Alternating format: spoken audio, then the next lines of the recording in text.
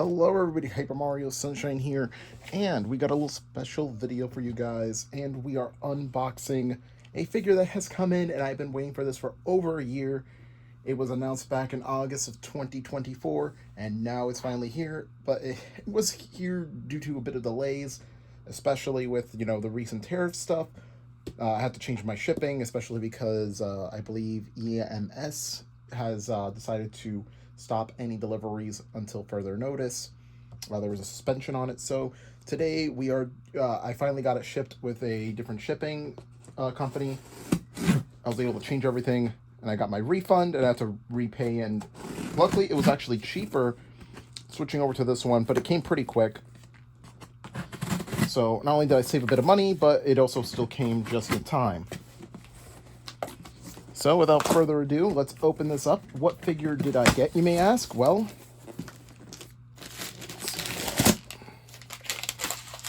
throw this out. My cat Atlas is sitting on my bed. I almost said sipping, like as if he was like drinking a nice glass of something. I don't know, like milk. I mean, cats can't really drink milk, actually. Fun fact. Let's open this up.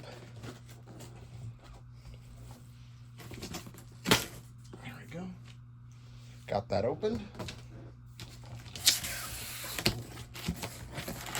Got a bunch of papers.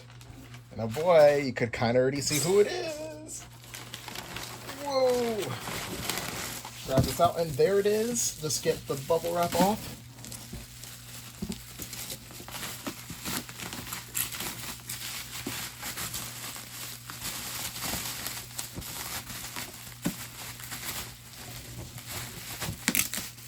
Oh boy, I'm so excited to open this up. Fully. Alright, let's remove.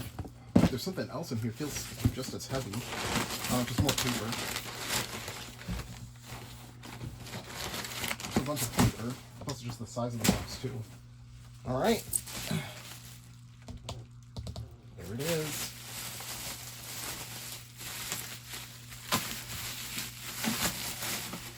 Got the bubble wrap off. Very anticlimactic, especially with how long I've been able to take this off. But there we go. It is DIMITRI from Fire Emblem. It's finally here. Yep, got the Intelligent Systems logo on it. His render from Three Houses. I love that they finally are implementing the time skip designs.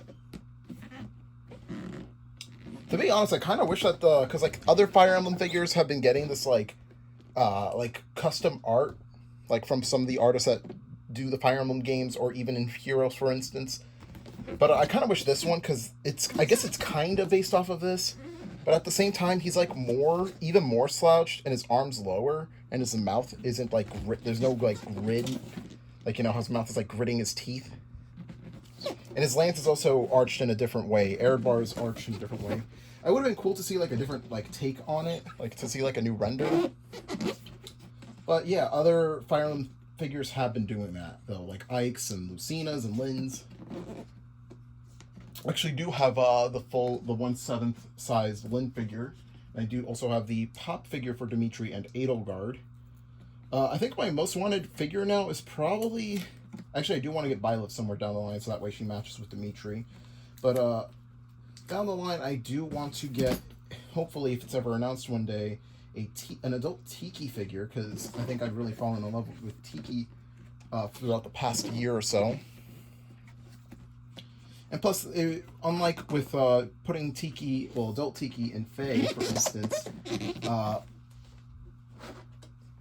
you don't really have to worry about hiring your voice actors and actresses for Tiki, because if you don't know who adult Tiki's voice actress is, it's the voice of Pikachu, and it's why a lot of Fire Emblem fans why we never really see adult Tiki too much is because she's a lot of money, and she also does Chopper as well from One Piece. So having those big names tied to that voice actress is gonna cost you a bit of money. So yeah, I think that's the one reason why Intelligent Systems doesn't want to have too many adult Tiki things. But at the same time, I think everybody just prefers adult Tiki. So I feel like if they ever do announce Tiki down the line as some kind of figure, aside from her amiibo, I don't really think she has really anything else for figures. I do know there was a Dragon plush when Thracia 776 was released, and it was like a limited edition box and has a dragon in it. Some people think it's Tiki specifically, but I think it's just a regular dragon.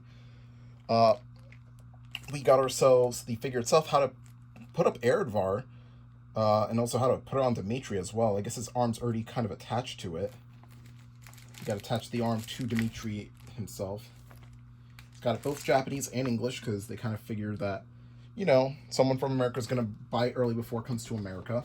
And I know that I'm probably down the line when this does officially release into the US that we're probably going to see Dimitri in the Nintendo store being displayed, because I know they did the same thing for Mio. When she released her like 1/7 size figure, and her Figma as well. I think they did for both of them.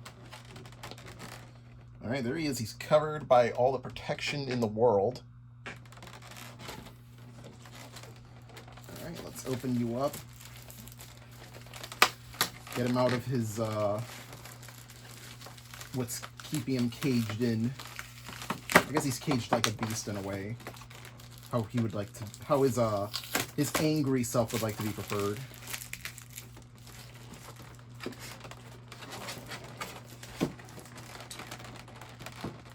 We're gonna get this off. Yeah, there's some tape here. Yeah, let me know if you guys were excited for this figure when it was announced. If you guys got it as well. If you're just waiting for it to come to the United States or, you know, Europe or whatever other place that hasn't have it officially released yet. Because I know they always release the figures in Japan early, and then they have, like, you know, people if they want to get it shipped overseas to get it. But then they have others, like, you know, they ship it over to the States to, you know, be bought at like some sort of like toy or action figure store, collection store, even Nintendo New York. Obviously, stuff like this won't be at, like, GameStop, for instance, or any retail store.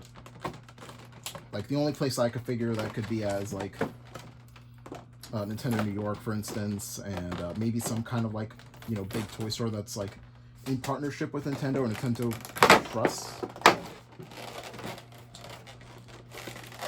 There we go. Got Eredvar over there, and oh boy, this is a hefty figure. There he is, and he's missing his arm. Obviously, because we haven't attached to it yet. Let's get this slowly off. The only thing I do wish, though, I wish the lighting in my room was a little bit better. Yeah, there's his face, and wow, this is some really good quality. Look at all the fur details, his crest on the back of his cape. They got everything down. All right, let's get this guy off. There we go. We can also see the ground underneath him too. Now, of course, he needs Eredvar in his other hand. So let's get that. Here it is, and there's the handle for it as well. I actually did dress up as Dimitri a couple of Halloweens ago, like for like about a year or two in a row. The only thing I did miss was, well, Eredvar. And wow, look at that. The head of Eredvar.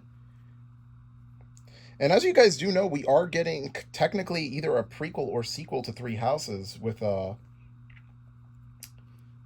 what's it called? With Fortune's Weave. So we're gonna see potentially maybe either a ancestor of Dimitri's or a you know, either someone that's far down, like, you know, some kind of relative, well, I guess like descendant rather.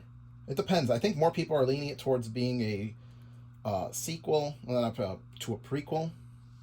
Especially since, like, people are saying that's more Sothis at her full power than it's being like Byleth being taken over by Sothis, and it's like 1,000 years later, and that's why I kind of hoped it was going to be more of a sequel. That way, it's kind of like left up in the air. Like, you know, we don't. It's that way. It's not like focus of who won the war. This would basically be this event would have occurred no matter which route was chosen. Like, this is 1,000 years later. Like, even if Dimitri won, or Edelgard, or Silver Snow with Rhea and Claude, like, if either of them won, this would this event in 1,000 years from now would have always happened. Anyways, let's get that arm attached. There we go. I think we got it. I actually think it's supposed to be a little angled because it's supposed to be like a little bit behind, so because it's going to be touching the ground, and that's not going to really fit. Actually, let me see real quick.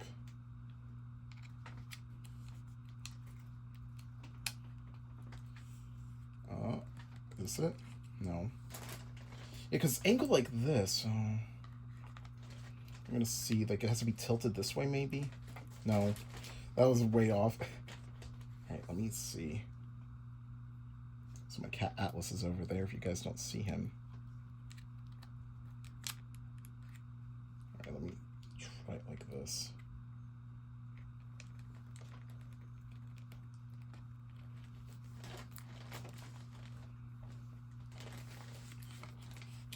Alright, this is being a little weird. Alright, I'm going to pause it real quick, and I'll show you guys when it's fully finished. Alright, there he is. Wow, look at that. Okay, so yeah, I did have it a little angled weirdly. But yeah, now here's how it looks like in full. And wow, this figure is sick. Got Eredbar in its full glory. Yeah, this lance is really tall. Like, I mean, lances in general are really big weapons, but like, yeah, like Dimitri's 6'1", but the thing is, he's also slouching down here, so it makes Eredbar look massive compared to him. Yeah, Dimitri, my favorite Fire Emblem Lord of all time, looks so incredible here. And yeah, thank God I got this, because I was really happy he was the first of the House Lords to get his time skip figure. Because knowing Dimitri, I feel like he would either end up being second or third, because you know, Edelgard probably would have been first, but no, Dimitri was first, and I'm really happy with that. I think they also probably went a little bit biased with the Japanese audience, because Dimitri is the most popular of the House Lords in Japan. And that's not even like an opinionated thing. Like, you know, obviously, like, you know, he's saying who's the best, that's opinionated, but like the most popular, I think in Japan, is by far Dimitri. Just solely to the fact that like he's won multiple like Nintendo magazine polls of like, you know, who's the like favorite character of the month, and he's been in that top 10 for like 3 to 5 months after Three Houses came out. I remember seeing a bunch of fan art of it too, like of Dimitri with like, you know, he looks so out of place. Like you see this, you know, he's like smiling in them obviously, but like you see this like, you know, wearing black and blue. He's got like the big fur stuff, and he's like next to like Pikachu and Kirby and Mario and Luigi. He like looks so out of place, but it's so funny because like, you know, he's just a cool guy. Well, anyways, there we go. There's Dimitri, and I gotta find a place to put him because gonna have to probably put him next to Lynn, Baiken, May, and Pyramithra on my shelf. I also probably might have to get more shelves because I don't really have much space. I have an entire shelf full of sports memorabilia. I have an entire shelf full of more smaller figures, or like non-Nintendo or like video game ones, and I have like an entire shelf focused on Mario and Pokemon. So yeah, anyways, thank you all so much for watching this unboxing for the Dimitri time skip figure. This was absolutely sick, and I can't wait to just have him like being displayed. Like it's like literally probably my favorite figure now. Like I love all my figures, but man, it's one of my favorite characters, and I'm just really happy to have him. But yeah, thank you all so much for watching.